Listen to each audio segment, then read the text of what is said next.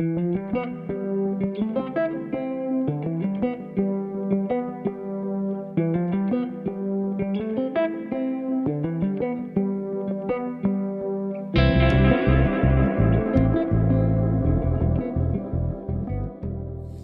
o livro naturalmente seduz. Claro que aí você fala coisas, não foi o autor que é interessante. Foi o instrumento de trabalho, a matéria-prima do autor e a manipulação adequada dessa matéria-prima que fez a criançada correr atrás dos livros. A palavra.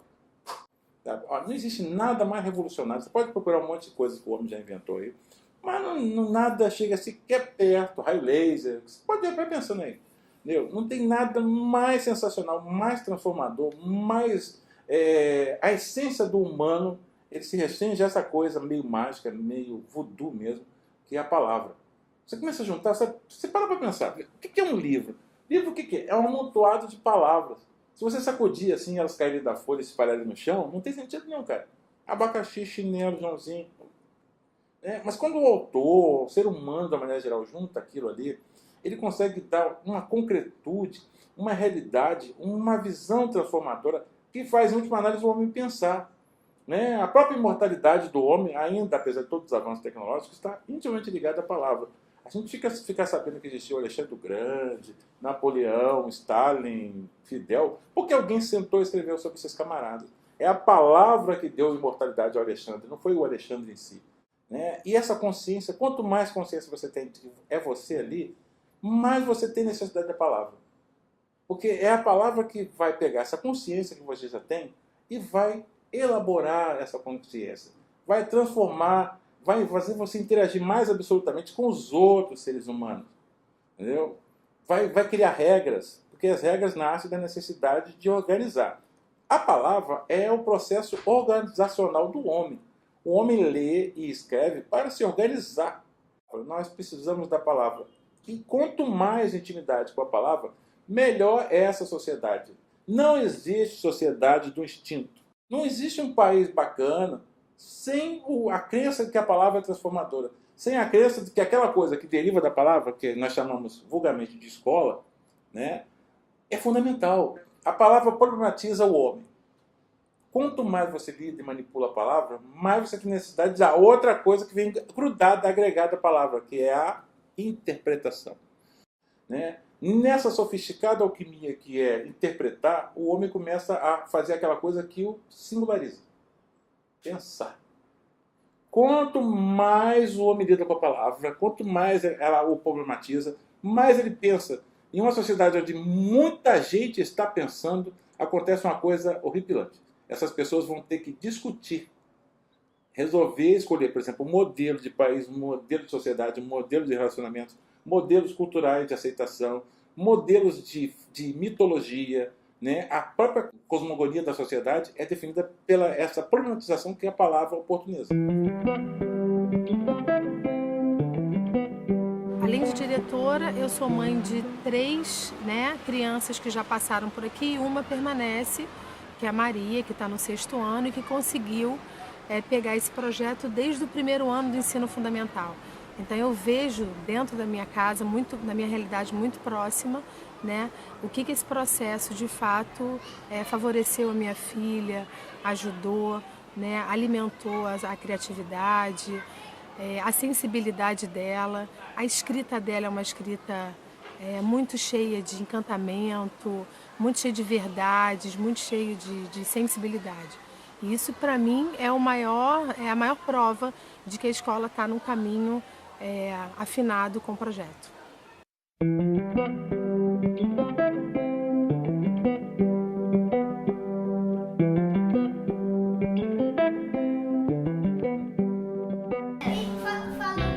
Qual podia ser o título do livro que a gente acabou de ler? Vocês gostam disso? Vocês gostam de inventar? Sim. E vocês já escreveram muitas histórias em cima disso? Mais ou menos. Mais ou menos. E qual foi o título da história que vocês mudaram, que vocês mais gostaram? O meu foi o monstro monstruoso da caverna cavernosa. O meu foi o urso rabugento. E aí, chegando esses livros nas escolas, as crianças foram lendo esses livros, gostando dessas histórias e cada vez mais querendo ler mais livros. E os professores perceberam que podiam trabalhar esses livros sem ter que dar nota, sem ter que fazer uma prova e de forma muito divertida. Aí o Gente que Lê foi trabalhando as formas de ler o livro, se divertir com o livro, desenvolver cada vez mais texto depois que lê o livro, ou seja, as crianças queriam cada vez escrever mais e mais e mais depois que liam os livros. E como é que vocês se sentiram quando vocês mudaram o título? Seria bem maneiro, porque a gente ia inventar a história, a gente podia fazer tudo que a gente quisesse, podia inventar o que a gente quisesse, tipo a árvore falando, sei lá. A gente tem muita imaginação para isso. Por exemplo, sempre no mundo da lua. A questão prioritária na proposta sendo levada pelo Gente que Lê é que o professor ele apresente as amplas possibilidades que uma leitura pode descortinar dentro de que cada leitor vai conseguir encontrar garimpando aquele texto. E a gente observa um retorno muito grande com relação à leitura, com relação à escrita, né, que também desenvolve bastante. O vocabulário das crianças é muito melhor. E a gente tem retornos de fora da escola, de quando os alunos saem daqui, retornos da coordenadora, por exemplo, de uma escola que a escola é conveniada, falando de como as crianças têm uma habilidade boa de ler, de escrever, como elas têm desenvoltura de poder falar, e a gente também atribui isso ao projeto. Eu gosto muito de contar essa história, né? Eu era louca para passar férias na fazenda do meu avô. Só que eu tinha um problema grave, que meu avô não era fazendeiro, então não tinha férias nenhuma para passar na fazenda dele, né? E na minha escola vi uma menininha que ela chegava das férias toda empolgada, dizendo: ai, passei de férias na fazenda do meu avô. Eu tinha uma raiva daquela fazenda, daquele avô, daquela menina. E aí eu resolvi inventar nas férias seguintes. Eu cheguei na escola dizendo que eu também tinha passado as férias na fazenda do meu avô, só que a do meu avô era muito melhor que a do avô dela, porque a do meu avô tinha cavalo voador. E para minha sorte, né, eu nasci numa família que respeitava a brincadeira de criança. Eu nunca ouvi dos meus pais, né, ai menina, para de inventar besteira, para de inventar maluquice, né? Nem dos meus professores. Meus pais tiveram cuidado de me colocar em colégios onde tivessem pessoas que entendessem, né, a menina inventadeira que eu era.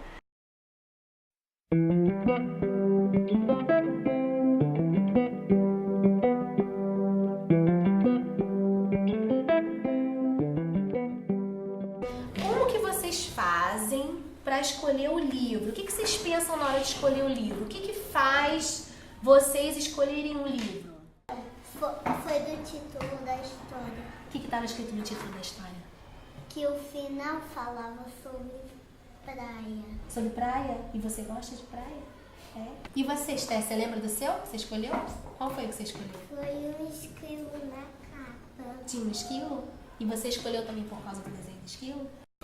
A escola brasileira tem um desafio concreto, um desafio real. As últimas décadas, o processo de aceleração, de crescimento vertiginoso das informações e das tecnologias que produzem as informações, produz a expectativa de um estudante que está vendo esse mundo dessa forma. E a escola precisa poder oferecer para essa diversidade, para esse aluno que chega com uma série de expectativas, elementos onde ele possa transitar nesse universo de conhecimento que existe na vida. E com a possibilidade das narrativas oferecerem outros caminhos, é que faz com que o produto disso tudo seja o prazer e a vontade de encontrar na leitura, na formação leitora, esse caminho, essa oferta, essa possibilidade, essa nova porta que se abre. Qual história que você gosta? Hã? Histórias de princesas. E qual é a princesa que você mais gosta? Bela. É a Bela? Por que você gosta da Bela? Do vestido. Do vestido? O vestido dela é mais bonito de todos? Hã? O que ela tem de diferente das outras princesas? Porque ela tem espada. Ela tem espada. Ela tem Armadura. Vai, armadura. armadura. Isso aí, ela tem espada, ela tem armadura e ela é muito corajosa.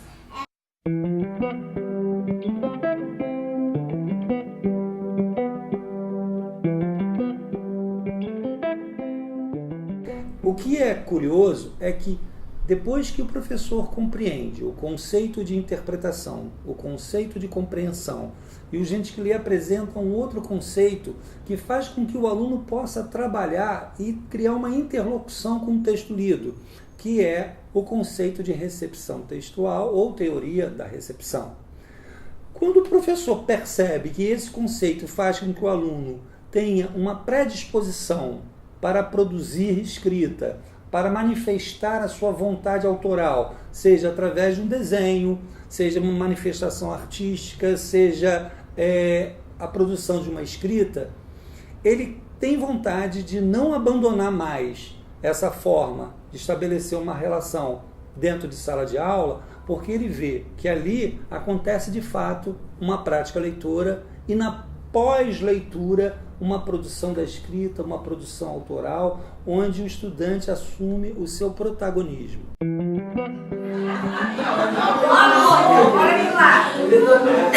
Gente, o Gente que Lê é uma proposta de práticas de leituras que precisa trabalhar essencialmente com a criatividade e não com a normatização da língua. A normatização da língua, ela é consequência do uso. E aí eu usei até a história da bicicleta, né? Quando você anda muito de bicicleta, você acaba sendo um bom ciclista. Você não pega a bicicleta e fica estudando o tamanho do aro, o peso dela, estuda física para saber o que é equilíbrio. Você entra, começa a pedalar, cai, levanta, põe rodinha até que você sai andando enquanto um bom ciclista, correto? Em virtude disso, a gente acredita que o Gente que Lê, ele deve ter como essência da sua natureza para a prática leitora, né, a produção do imaginário, a produção fértil da criatividade. Né? Então, os alunos leem os livros e as atividades temáticas, elas são a injeção para trabalhar com aquela leitura numa profusão de ideias e possibilidades. Eu estava pensando, eu já falei muito sobre várias coisas aqui, mas estava pensando assim, consequências. Né? A gente fica pensando, ler na escola, o que vai acontecer depois da leitura. Né? Eu estava lembrando, quer dizer, a gente fica lembrando, o cara já com uma certa idade, fica lembrando um monte de coisa, principalmente do tempo de escola. E eu estava lembrando de um professor que eu tive. Né? Adorava o professor, um dos melhores professores que eu já tive, o professor Alberto Caran. Uma vez o professor Caran, um aluno interpelou o professor Caran na sala. Estava todo mundo lá, pegando as notas. Ele tinha dado uma prova, um teste. E aí o cara foi reclamar porque tirou 3. Acho que era 3. E aí ele falou, pô professor, por que eu tirei 3? Eu venho na sua aula, presta atenção. Aí ele virou para ele, depois do garoto falar muito, ele falou assim, ô meu filho, eu acho que você tem que falar com o professor Eduardo. Aí, professor, mas o professor Eduardo é português, meu problema é matemática. Eu falei, não, o seu problema é português. Aí, por que, professor? Porque se você lê a minha prova e não entende o que você está lendo, você vai tirar sempre 3. E olha lá, lamba os beijos, porque pode ser pior. Nesse aspecto, eu acho que entra o livro. O livro não é uma coisa, uma máquina que vai ensinar você automaticamente a pensar. É a sua interação com o livro que vai fazer você ser um ser pensante. Né? Então, não existe isso. É igual, por exemplo, prova de livro. Cara, prova de livro, segundo um amigo meu, um escritor, o Luiz Antônio Aguiar, ele falou que prova de livro é dissecação do livro. Porque na verdade é. Sabe? Não se deve dar um livro para uma criança porque ele chega à conclusão de que o cavalo do herói era branco e apareceu pela primeira vez na página 57. Não é isso, não é para isso que ele está lendo. Né? Ele está lendo para imaginar o cavalo do herói da história. Para ver similitudes com outros cavalos que ele viu, a construir cavalos que ele não irá ver ou que nunca verá, a criar um texto, a enriquecer a imagem que ele tem de um cavalo, até nunca vendo um cavalo ao vivo e a cores na frente dele. Né? Para que serve a leitura? O que se faz com a leitura? Não serve para nada. Ou serve para tudo. Depende que vai acontecer depois da leitura do livro, no caso nós estamos falando do livro, né? Então, não vai ser o autor do livro que vai transformar a sua vida, não vai ser o professor que te deu o livro que vai transformar a sua vida. O que vai transformar a sua vida é a interação que você vai fazer com aquilo que leu. Na medida que você lê e esse se torna um processo continuado, é que você vai começar a pensar, a refletir, a entender a prova de matemática do professor Caran, a compreender um funcionamento das placas tectônicas na aula de geografia. Entendeu? Não vai decorar que o Brasil foi descoberto em 22 de abril de 1500, mas vai entender por que o Brasil foi descoberto nessa data. Ler é acender aquela fogueira que vai iluminar a escuridão da sua existência simpática. Entendeu? Quanto mais lenha você botar nessa fogueira, mais iluminado vai ficar o seu caminho, né? Você sabe que no início o homem acendia a fogueira para afugentar os animais. Quando você abre um livro, você está afugentando um outro animal muito mais pernicioso, e esse não corre o menor risco de extinção. Ele atende pelo nome de ignorância.